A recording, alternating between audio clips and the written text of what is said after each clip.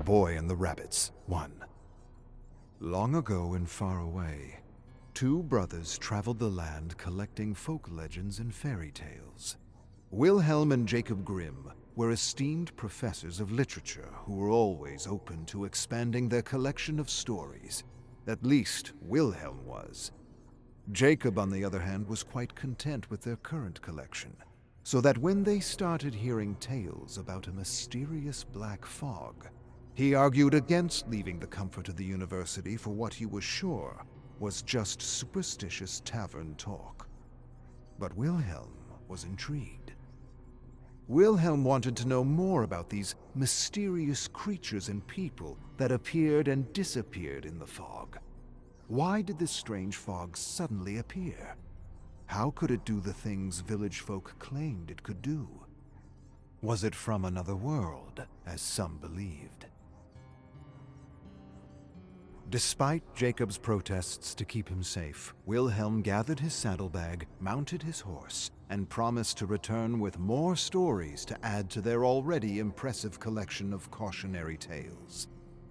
Jacob grumbled that Wilhelm would end up becoming a cautionary tale. He accused his little brother of trying to escape his academic responsibilities. Wilhelm argued it was the opposite. It was academic responsibility that compelled him. And when Wilhelm still wouldn't listen to reason, Jacob reminded him of their promise as children. Though they were very different, they had done everything together. Wilhelm had said, "We will not leave each other," and Jacob had said, "Never so long as we live." Wilhelm accused Jacob of being overdramatic, like a character in a fairy tale. They would always be close, and one little adventure wouldn't change that. Besides, he assured his older brother that a short separation would be good for the heart. He added that these stories from the fog had captured his curiosity, and that it wasn't a matter of want, but of need. He simply needed to know more. The tales seemed different, yet similar, and linked by a mysterious black fog. Wilhelm couldn't understand why Jacob didn't share his enthusiasm for what was possibly the very source of inspiration itself. "The source of tragedy," Jacob grumbled, accusing his brother of letting his imagination get the better of him. Wilhelm laughed and told his brother to quit worrying about him, and that he'd be back in less than a month with more stories for their collection. But a month passed, and Wilhelm didn't return. And when months turned into a year, Jacob grew weak and morose, with the thought of never seeing his younger brother again. Just when he was about to give up hope, an old man approached him outside his home with Wilhelm's horse and saddlebag. The old man explained that he had found the abandoned horse wandering aimlessly through the black forest. Jacob paid the old man a few gold coins for his troubles. Then, with great urgency, he pulled out the notebook and reviewed the tales Wilhelm had collected. Each tale had pages of notes on people and places, and here and there, he found random theories about what this mysterious black fog could be, according to village folk. Determined to see his brother again, Jacob mounted his black horse and began toward the place where Wilhelm had transcribed his first story. And as he journeyed into the dusk, he imagined Wilhelm sitting on the horse behind him, recounting the tale of the boy and the rabbits.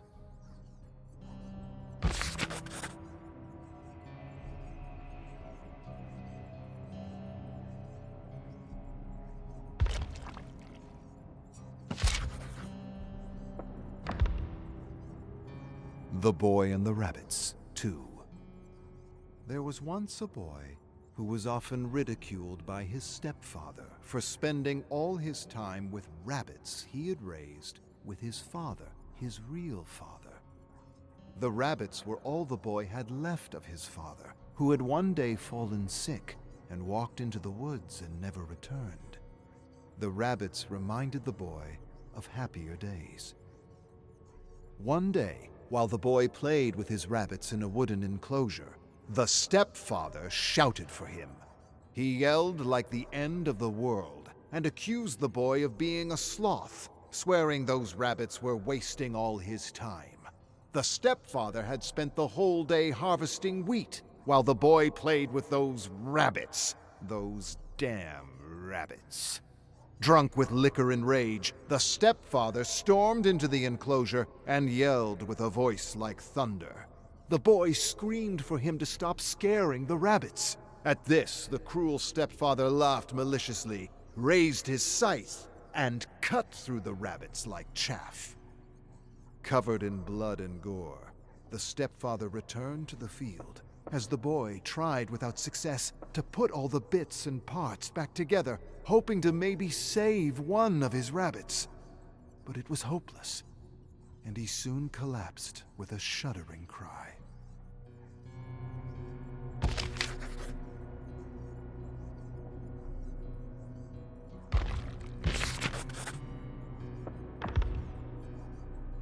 The Boy and the Rabbits, 3. In the midst of his grief, a strange, silky black fog seeped across the ground and into the enclosure, and the Evil One, looking like a gentle old man, entered, asking the boy what had happened. The boy explained what had happened, and the Evil One said he could help him if he so wished. All he had to do was ask. With trembling lips, the boy begged for his rabbits back, begged for justice, begged for his stepfather to get his just deserts.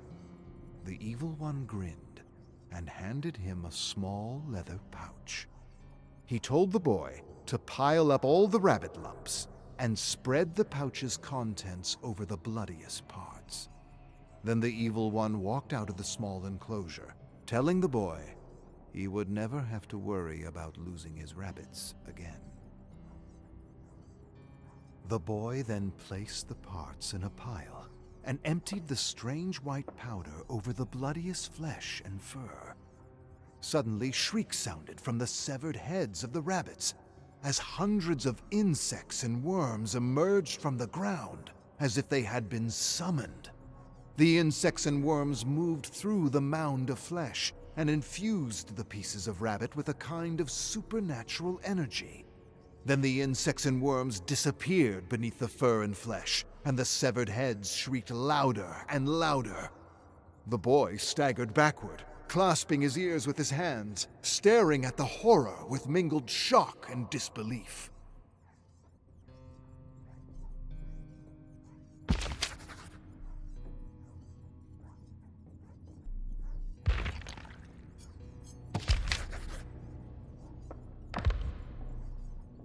The Boy and the Rabbits, 4. It wasn't long before a massive, rabbit-like creature rose from the bubbling muck. The boy collapsed in horror as the giant creature, made of severed pieces of rabbit, chittering insects, and wiggling worms, loomed before him. The monstrosity stared down at the boy through its deep red eyes for a long moment. Then it turned from the silent and motionless boy and squeezed through the door, almost bringing the enclosure down as the door frame trembled and cracked under the pressure. The boy stared into the moonlit darkness for what seemed like forever. He could still hear the bubbling, hissing sound of the creature's skin outside. He only blinked when he heard his stepfather's agonizing cries in the distance. He jerked nervously as screams of terror reached him and echoed around the enclosure. Then, the world lapsed into silence, and the boy stood slowly, slumbered out as if in a dream, and saw the giant rabbit holding his stepfather's head in one of its claws. What happened next, no one really knows. Some say the creature killed the boy. Others say the boy and the creature went to live together in the forest. And still others say they walked into the black fog and were never seen again.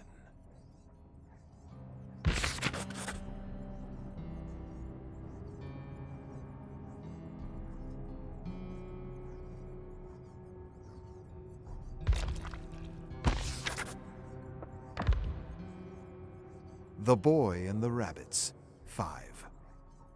Jacob dismounted his horse and inspected the enclosure where the rabbits had been slaughtered. He inspected the cracked door frame, and then returned outside and searched the ground. To his disbelief, he soon found a massive footprint of the creature his brother had described as the Ravage. Jacob studied the massive footprint for a long while and figured it was at least 10 times the size of his foot. Then, feeling a sudden chill, he turned to face the forest's edge, looking for signs of the black fog. But he saw nothing, and sighing deeply whispered, "Wilhelm, what a strange tale you've entangled us in." Then he mounted his horse and began his journey to the village where Wilhelm had discovered his second story.